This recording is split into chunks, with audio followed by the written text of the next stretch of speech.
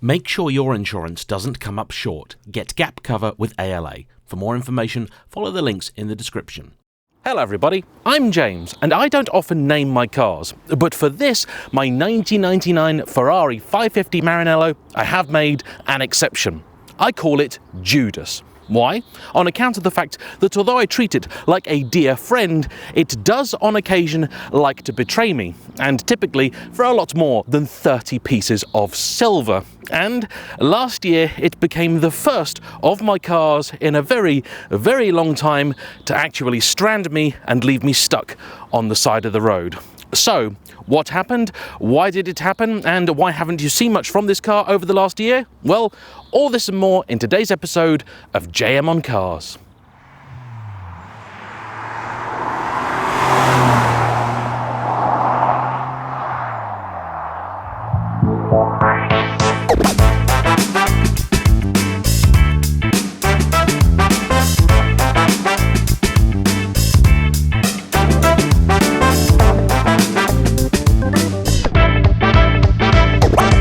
So, just to bring you all up to speed, I first acquired this car back in early 2020, in the dark times of COVID. Between two of the lockdowns, I purchased it, and I was, of course, very excited about having my first Ferrari. In that first year, a glorious honeymoon period, I covered some 10,000 miles, taking this already relatively, in the world of Ferrari, high mileage car from 92,000 when I got it up to 102,000. But in the 4 years since, I've only managed to cover about another 5,000 miles. And as somebody that takes great pride in using their cars, I am ashamed of myself. Now, I was never under the illusion that a classic quarter-century-old Ferrari V12 was going to be particularly cheap to maintain. But with the previous owner having stumped up £17,000 for a fix-everything service just before I got it, I had hoped that similarly large bills would at least be some time away for myself. That, unfortunately, turned out to be overly optimistic. Now, for much of the first year, all I really had to deal with was a little bit of routine maintenance and a couple of old Ferrari quirks. But it was going well enough that I decided to begin the Ferrari Premium program, something that they have designed for cars of this era, which is essentially preventative maintenance. So it replaces all of those things that on cars of a certain age will need replacing, like fuel lines, brake lines, so on and so forth, but that owners often don't do until sometimes it is too late. In 2022, though, things took a turn for the worse.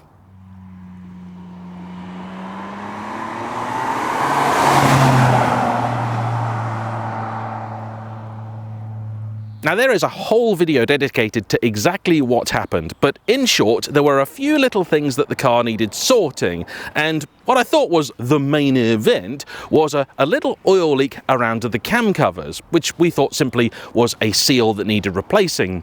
This actually turned out to be the seals for the camshafts themselves, so they had to come out of the engine, and this naturally was a much bigger bill than I was hoping for, but towards the end of it, the car then started making a noise, which turned out to be the oil pump, which had actually failed completely. It was still just about clinging to life, but one of the bearings had vanished and got into the car's lubrication system.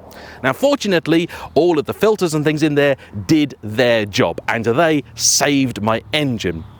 Unfortunately, as everything was going back together, it was noticed that previously the sump had been off this car and somebody had cross-threaded one of the studs, meaning the engine had to come out.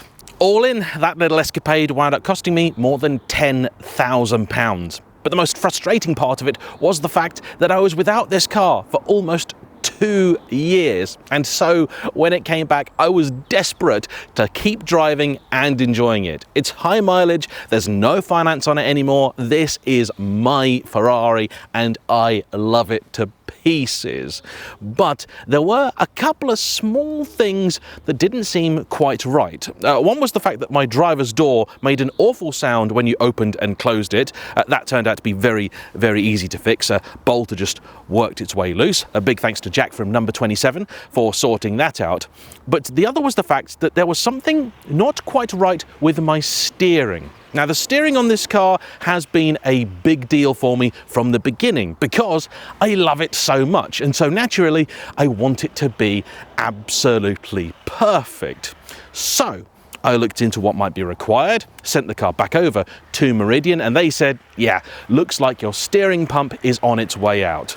The really disconcerting part was that occasionally you'd be midway through a bend and suddenly you'd get this burst of assistance from it and then it'd go back to normal, and that just wasn't right. So I was kind of worried that at some point it might fail completely, and that of course could lead to a potential incident. So it went to them, they had a look at it and said, yeah, you need a new power steering pump, but that is going to be about £2,500.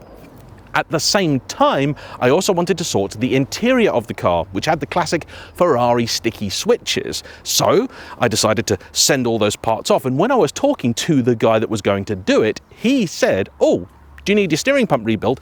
I can do that as well. And he's not really going to charge me anything to do it because I'm already spending a bunch of money with him on fixing all the interior stuff. Brilliant, good news. In fact, it was about £3,000 give or take to do the interior bits, so the way I looked at it, if my steering pump came back fixed, then that I effectively got for free.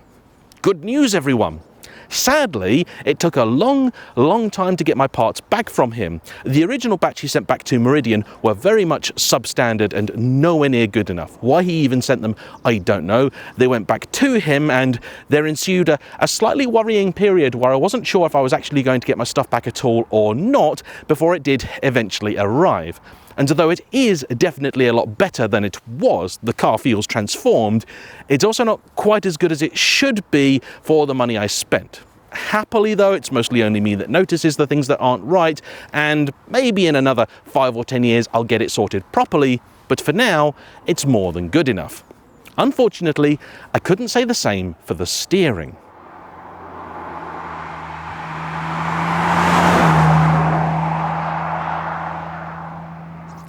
I think most of us have likely had this issue where you've got a car, it's got a problem, it goes off and is apparently fixed, but when it comes back, you're kind of certain that the problem is still there, and not long after, you begin questioning your own sanity. Oh, what was that?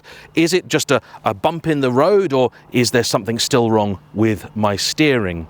After a little while, I worked out that actually, no, there is something wrong with the steering still. It is maybe better than it was, but it's still not fixed.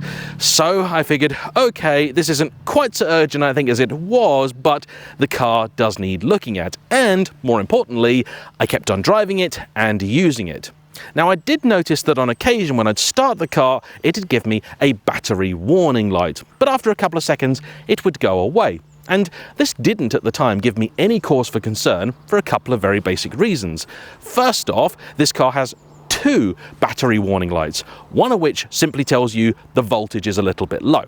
And that's the one that I was getting. There is a whole separate light for alternator issues, and that never illuminated. Secondly, this car had been off the road for a couple of years, it had been in a warehouse, almost certainly had the battery run flat a number of times, and that does invariably do some damage to them. It's also an older battery, so I thought, you know what, it's not really a biggie. Yeah, sure, the voltage is a little bit low after I start it, but then it fixes itself, so I'm not going to worry about it. I should have been worried about it, but instead I was more preoccupied with trying to get the car out, about, used, and to its first major show in years, Auto Alex's second Shedfest hosted at Mallory Park, where I was going to be joining my good friend Ben on the Dad Cars stand. And I was delighted to be able to get the car out. I even bought a silly silver tray and put a Ferrari badge on it because apparently we all needed drip trays. I think that's because we were parking on the track, and with it being titled Shedfest, Mallory didn't fancy having to resurface the whole place. Now, that day is memorable for a lot of people for a lot of different reasons, but for myself, on the way out, not long after we'd got out of the circuit, I noticed an airbag warning light illuminate. And I thought, that's unusual. I've never seen that one before.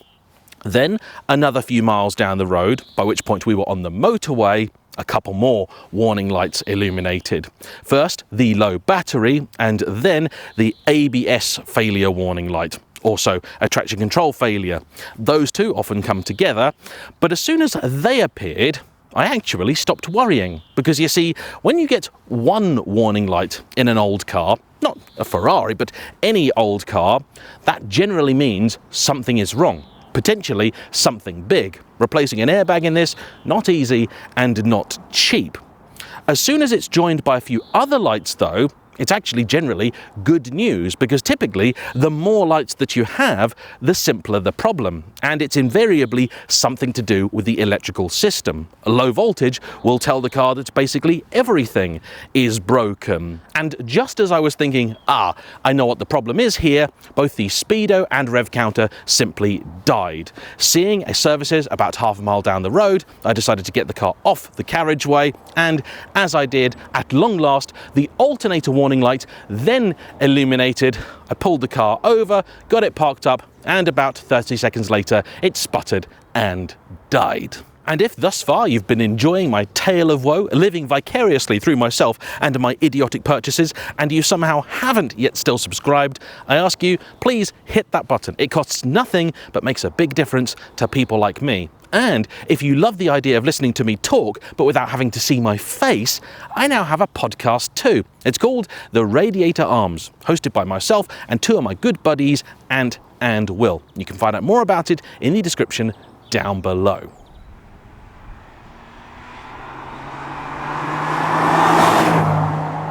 And so, there I was with my good buddy Chris that had come with me to the show, parked up in a motorway services. And embarrassment of your Ferrari having packed up aside, we were fine. We had food and drink if we needed it. It wasn't too cold either. And other than being very annoyed at myself for not maybe having taken the issue more seriously earlier, we were okay. Here's the next problem. I've got AA coverage. Of course I do. I think anybody that drives and doesn't have it is a lunatic. And considering my line of work, it is an absolute essential. But when you have a car like this and you summon the AA, very often they don't want to turn up for it. I knew that getting the car onto a trailer would be an issue because it's big, wide, low at the front, and it's a Ferrari. People just don't want to take the risk, and to get the correct trailer out can sometimes take a few tries and then can take a few hours to get it. I didn't really fancy sitting around for all that long, so Chris and I decided to invent a new sport, breakdown racing. I had my AA coverage. I phoned them and they said they could be quite some time, possibly a few hours. He told me, being the financial advisor that he is, that he had Dodgy Dave's discount AA Alternative. So we summoned both of them, figuring that one of them was going to turn up first, and whoever did was then going to get the gig. Cancelling the AA, considering they were still a few hours away, wouldn't have been an inconvenience to me, or hopefully anybody else. However, as it happened, poor communication on the AA's part meant that they actually turned up at the exact same time as Dodgy Dave's discount recovery, that had a yard about 2 miles down the road. However, when they did turn up, the guy driving the truck looked absolutely shattered. And when I inquired, it turned out that he'd just done a 12-hour-long shift, gone home, got the call, and then decided to come out. Bearing in mind at this point in time, we would have still been a 6-hour round trip for him from that point, I said to him, go home. He was not in a state to drive. The fact that he came out just baffles me, because it was clear that he was not safe to be behind the wheel of any vehicle. Definitely not an HGV with somebody else's car on the back of it. Thing is though, the AA man turned up simply with the classic yellow AA van, and his proposal was to simply take my battery out, put a fresh charged one in, and then see how far we could get. Flanked by my angel in a high-vis, we then drove all the way home, stopping at a services near Cambridge to check that the battery was okay and still had enough charge, and it did. I had to be very judicious about my use of lights, and this is about one of the only times I've been really annoyed that the car doesn't have nice, modern, energy-efficient LEDs. Instead, it has old-fashioned, thirsty tungsten units. But it was at the final corner before my house where the airbag warning light finally illuminated, telling me I still had about 10 or 15 minutes of battery left, and luckily I only had about 2 minutes to go. So the car got home and we were safe.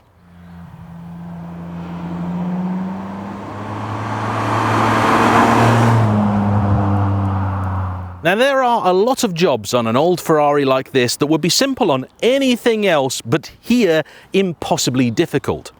Happily, the Alternator is not one of them. It's very easy to access and it's not particularly difficult to change. In fact, I spoke with a friend that had recently had to do it on a first-generation Mercedes A-Class, and we worked out that it was actually more expensive to do the Alternator on his car than it was going to be on mine.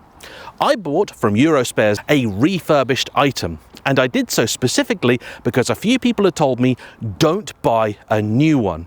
A new one is going to be a pattern part and may not be made to the same standard as the original. What you want is a refurb because it's going to be the correct specification and likely made to at least as good a standard as when new, possibly even better. That's the way to go. So, for about 500 quid, I bought my Alternator and sent the car down to Meridian to have it fixed and that steering issue looked at once again. Sorting the Alternator was easy, a simple off and on affair. However, the steering was a little bit more complicated. After all, we knew that the steering rack was good, refurbishing part of that had been part of the premium program, so it had been inspected at the very least and seemed to be performing as it should. The steering pump had recently been rebuilt, but we figured that with the chap not having done a great job of the sticky switches, maybe he hadn't done a great job of refurbishing the steering pump, and so they said, let's source a replacement. Unfortunately, by this point in time, a replacement was no longer £2,500, it was now £5,500. And even worse, it was out of stock. So there began a hunt to find a good used one, and I managed to find it over at ProSport. It cost me just over £1,000, but I thought if this solves the issue, then thank goodness it'll finally be over. The parts arrived, they fitted it, and they said, right, there's been a definite improvement in the steering, but it's still a bit too heavy. So we've got a theory, we're going to try something. This is a servotronic control unit. It's probably got a better name than that, but that is what I call it. And this is the exact sort of thing that you would find on the steering rack of an old E34, E38 generation BMW 5 or 7 series, and a few Mercedes of the day too. And this is actually a key part of solving the problem that Ferrari had with the old F355. That was one of the first mainstream cars that they built with power steering. And the general consensus was that they got it wrong, because it was too light and lifeless and just didn't give you any feel or feedback. The 550 has a dirty great big V12 up the front, where the 355 has basically a luggage compartment. So this, of course, needs the assistance. But to fix this complaint that customers had, Ferrari fitted this system, which means that at low speeds, the car can have the assistance that you want and need. Then at higher speeds, it can bleed away, giving you the feel and interaction that you expect of a then £150,000 Ferrari two-seater GT. Meridian simply cleaned this out and said, actually, this now appears to have solved it. The car is as it should be. I got it back, drove it, and thought, no, this is not as it should be.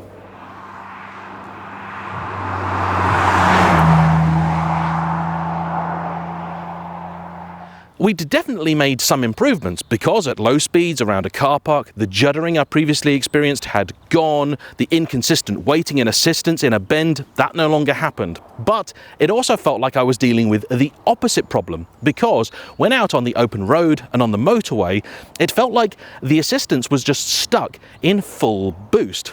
And there's something you need to know about the 550. It's got a very short wheelbase. It's only about 2 inches or 50 millimeters longer than that of an S2000. It's almost a foot shorter in that dimension than, say, an F12. It's also got very fast steering, about 2.1 turns lock to lock, and the geometry is set up deliberately aggressively. This is the Ferrari way. Combine that then with very, very heavily assisted steering, and it meant that on the motorway, the thing was terrifying, very twitchy. You sneeze and you're going to have an accident.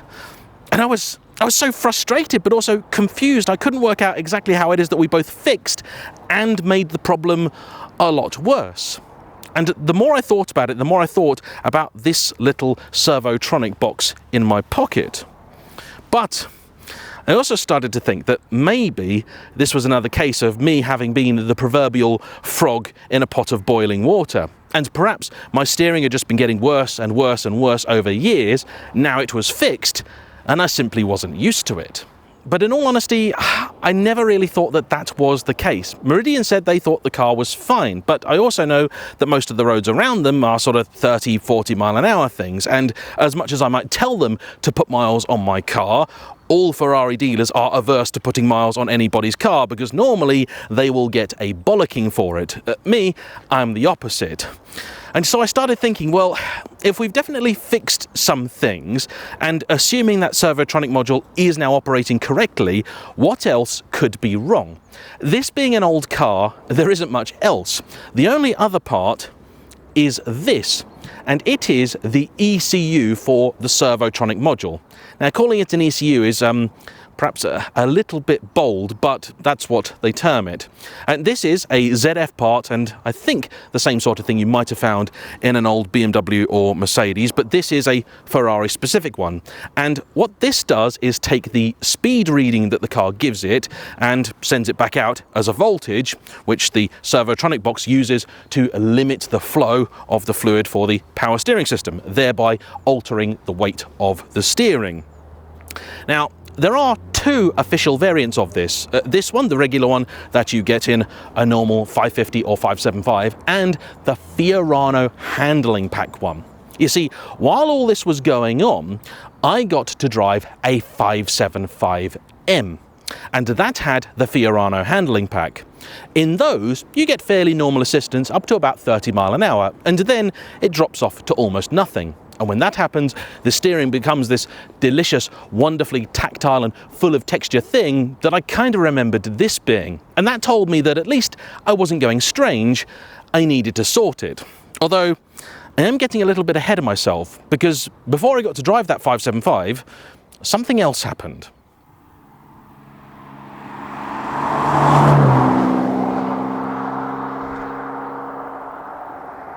The alternator died.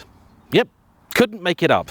I'd had the car back for about 5 days. It arrived on Monday, and on Friday I went to start it, and I was greeted by not just the low battery warning, which I now paid more attention to, but also the failing alternator light. So I exhaled a very large sigh, parked the car and thought, right, okay.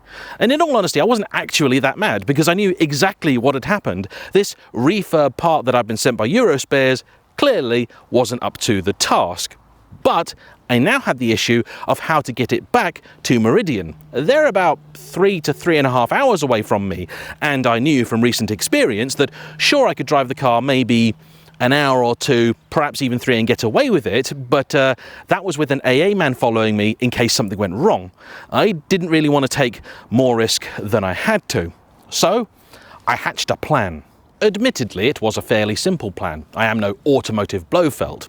A few months before all of this happened, I'd gone to a little garage called Riddlesdale Brothers, which happens to be the oldest continuously operating garage in Great Britain. It's been open since 1900, and it's situated down in a quiet little Suffolk village called Boxford, where I subsequently have hosted a few meets at a pub owned by the same gentleman that owns this garage, Howard Watts.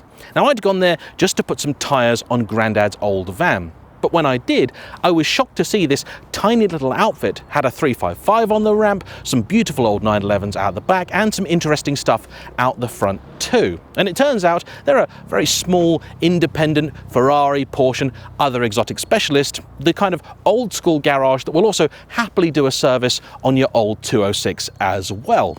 With the alternator being a fairly simple affair, and them being much closer to myself than Meridian, I figured, simple. I'll get the car charged, take it down to them, they can check that it is the alternator, which I was certain that it was, and we can sort it. So it went down there, they tested it and said, yep, the alternator is no good. I said, what's happened? And they told me, well, it's simple really. This is not a refurb unit. What's happened here is someone's taken this off another car, maybe being broken for spares, and they've just spray painted it silver. You could in fact see inside all the copper windings were a silvery colour. They hadn't even taken the case off to try and spray it. Unbelievable. I was just amazed that anybody thought they could get away with that kind of thing. So I said, okay, can we solve it? And they said, yeah, no problem. We can get an alternator in.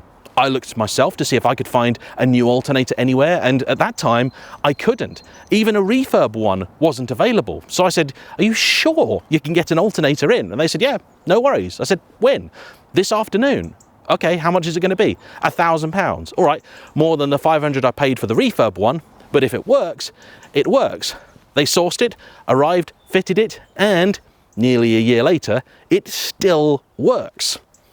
Best of all, where could they find an alternator when I couldn't?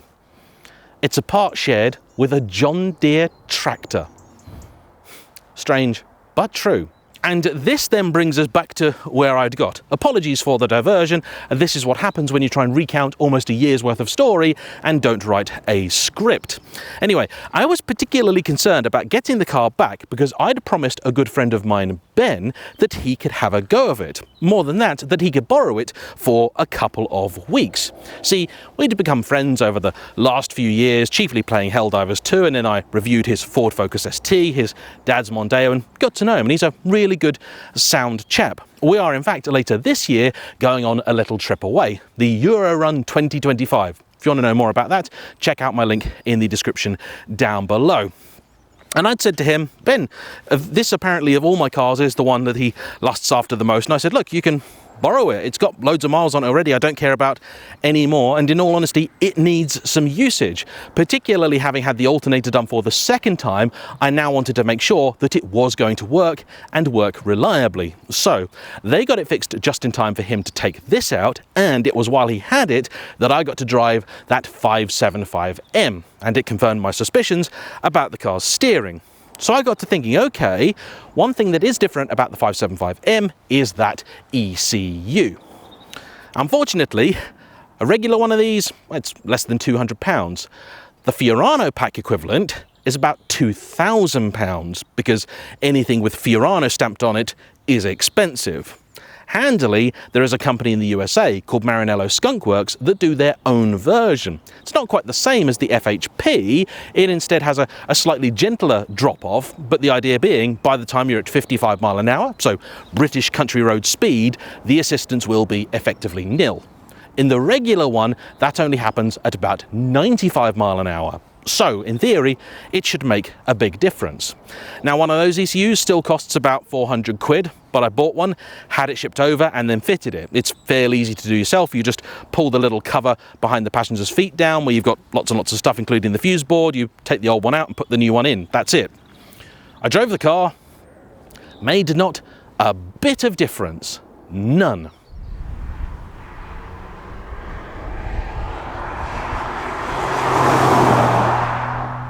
I was confused, ladies and gentlemen, because by this point we had refurbished and then replaced the steering pump.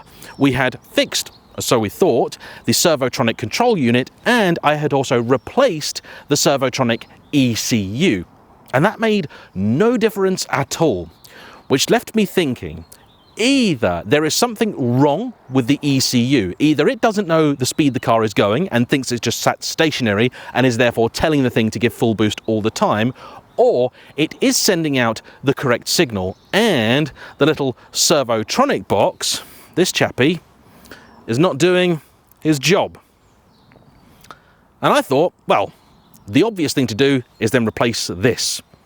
If only it was so easy. Now, I could find the Ferrari part number, but discontinued. However, that's not a problem. This is off an old BMW or Mercedes, if you recall. So I found online the BMW part number. And then I found that that is also discontinued. Very frustrating indeed. And when you could get them, they were about 150 quid. Now, somebody wanted near £2,000 for one.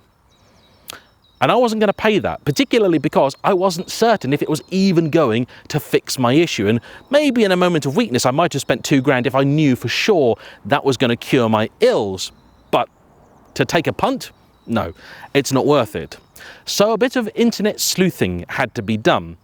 I found a picture of the original part, and on the side of it is a serial number. But this is not a Ferrari part number, this is not a BMW part number, this is the ZF part number.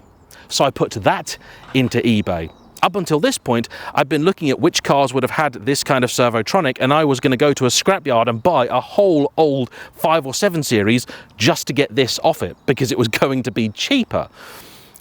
Luckily though, I managed to find 2 of these units for sale from Italy.